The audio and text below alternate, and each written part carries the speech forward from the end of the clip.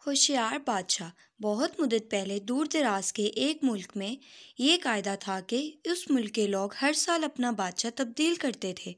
جو بھی بادشاہ بنتا وہ ایک عہدے نامے پر دستخط کرتا کہ اس کی حکومت کا 1 سال مکمل ہونے کے بعد وہ اس عہدے سے دستبردار ہو جائے گا اور اس ایک دور دراز جزیرے پر چھوڑ دیا جائے گا جہاں سے وہ کبھی واپس نہیں آ سکے گا۔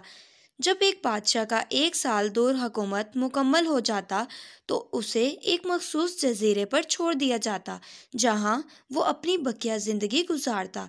اس موقع پر اس بادشاہ کو بہترین لباس پہنایا جاتا اور ہاتھی پر بٹھا کر اسے پورے ملک کا الوداع سفر کروایا جاتا، جہاں وہ سب لوگوں کو آخری برخیر بات کہتا۔ وہ بہت ہی افسوسناک اور غمزدہ لمحات ہوتے اور پھر وہاں کے لوگ بادشاہ کو اس جزیرے پر ہمیشہ کے لیے چھوڑ آتے۔ ایک مرتبہ لوگ اپنے پرانے بادشاہ کو جزیرے پر چھوڑ کر واپس آ رہے تھے کہ انہوں نے ایک ایسا سمندری جہاز دیکھا جو کچھ دیر پہلے ہی تباہ ہوا تھا، اور ایک نوجوان شخص نے خود کو بچانے کے لیے لکڑی کے ایک تختے کا سہارا لے رکھا تھا۔ چونکہ ان لوگوں کو ایک نئے بادشاہ کی بھی تلاش تھی، لہٰذا انہوں نے اس نوجوان شخص کو اپنی کشتی میں بٹھا لیا اور اپنے ملک لے آئے اور اس سے 1 سال کی حکومت کرنے کی درخواست کی۔ پہلے تو وہ نوجوان نہ مانا، لیکن پھر وہ 1 سال کے لیے بادشاہ بننے پر رضامند ہو گیا۔ وہاں کے لوگوں نے اس بادشاہت کے تمام اصول اور طریقے سمجھا دیے اور یہ بھی بتایا کہ 1 سال کے بعد وہ اسے فلاں مخصوص جزیرے پر چھوڑ آئیں گے۔ بادشاہت کے تیسرے دن ہی اس نوجوان بادشاہ نے اپنے وزیر سے کہا، مجھے وہ جگہ دکھائی جائے جہاں گزشتہ تمام بادشاہوں کو بھیجا گیا تھا۔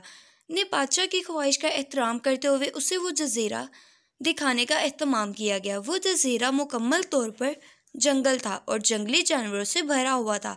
ان جانوروں کی آوازیں جزیرے کے باہر تک سنائی دے رہی تھی۔ بادشاہ جائزہ لینے کے لیے تھوڑا سا جنگل کے اندر گیا اور وہاں اس کے پچھلے تمام بادشاہوں کے ڈھانچے پڑے نظر آئے۔ وہ سمجھ گیا کہ بہت جلد اس کا بھی یہی حال ہوگا اور جنگلی جانور اس کو چیر پھاڑ کر کھا جائیں گے۔ ملک واپس پہنچ کر بادشاہ نے مضبوط توانا جسم کے 100 مزدور اکٹھے کیے، ان سب کو اس جزیرے پر لے گیا اور حکم دیا جنگل کو 1 ماہ میں مکمل طور پر صاف کر دیا جائے، تمام خطرناک جانوروں کو مار دیا جائے اور سب فالتو درخت کاٹ دیے جائیں۔ وہ ہر ماہ خود جزیرے کا دورہ کرتا اور کام کی خود نگرانی بھی کرتا۔ پہلے مہینے میں ہی تمام خطرناک جانوروں کو مار دیا گیا اور پھر بہت سے درخت بھی کاٹ دیے گئے۔ دوسرے ماہ تک جزیرہ مکمل طور پر صاف ہو چکا تھا۔ اب بادشاہ نے مزدوروں کو حکم دیا کہ جزیرے پر مختلف مقامات پر خوبصورت باغات تعمیر کیے جائیں۔ وہ اپنے ساتھ مختلف پالتو جانور مثلاً مرغیاں، گائے، بھینسیں، بطخیں اور بھیڑیں وغیرہ بھی جزیرے میں منتقل کرتا رہا۔ تیسرے مہینے میں بادشاہ نے اپنے مزدوروں کو حکم دیا کہ ایک شاندار گھر تعمیر کریں اور اس جزیرے پر ایک بڑی سی بندرگاہ بھی بنائیں۔ گزرتے مہینوں کے ساتھ ساتھ وہ جزیرہ ایک خوبصورت شہر میں بدلتا جا رہا تھا۔ وہ نوجوان بادشاہ بہت سادہ لباس زیب تن کرتا اور اپنی ذات پر بہت کم خرچ کرتا۔ اپنی بادشاہت کی زیادہ تر کمائی وہ جزیرے کو بنانے میں لگاتا رہا۔ 10 ماہ گزر جانے کے بعد بادشاہ نے اپنے وزیر سے کہا، میں جانتا ہوں کہ 2 مہینے بعد مجھے جزیرے میں چھوڑ دیا جائے گا، لیکن میں ابھی سے وہاں جانا چاہتا ہوں۔ وزیر اور دوسرے وزراء اس بات پر متفق نہیں ہوئے اور بادشاہ سے کہا، آپ کو 2 ماہ مزید صبر کرنا ہوگا تاکہ سال مکمل ہو جائے۔ سال پورا ہو جانے کے بعد ہی آپ کو اس جزیرے پر چھوڑا جائے گا۔ بالآخر 2 ماہ مکمل ہو گئے اور بادشاہت کا 1 سال ختم ہوگا۔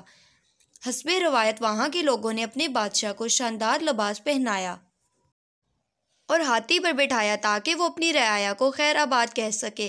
خلاف توقع یہ بادشاہ اپنی الوداعی تقریب پر بہت ہی خوش تھا۔ لوگوں نے اس سے پوچھا، اس موقع پر تمام گزشتہ بادشاہ تو رو رہے تھے لیکن آپ ہنس رہے ہیں، آپ کے اس قدر خوش ہونے کی کیا وجہ ہے؟ اس نوجوان بادشاہ نے جواب دیا، تم لوگوں نے داناؤں کا وہ قول نہیں سنا جب تم ایک چھوٹے بچے کی صورت میں اس دنیا میں آتے ہو تو تم رو رہے ہوتے ہو اور باقی لوگ سب ہنس رہے ہوتے ہیں۔ ایسی زندگی جیو کہ جب تم مرو تو تم ہنس رہے ہو اور باقی دنیا رو رہی ہو۔ میں نے ایسے ہی زندگی گزاری ہے۔ جس وقت تمام بادشاہ محل کی رنگینوں میں کھوئے ہوئے ہوتے تھے تو میں اس وقت اپنے مستقبل کے بارے میں سوچتا تھا اور اس کے لیے لائحہ عمل تیار کرتا تھا۔ میں نے اب اس جزیرے کو ایک ایسی خوبصورت قیامگاہ میں تبدیل کر دیا ہے جہاں اب میں اپنی باقی زندگی نہایت چین اور آرام و سکون سے گزار سکوں۔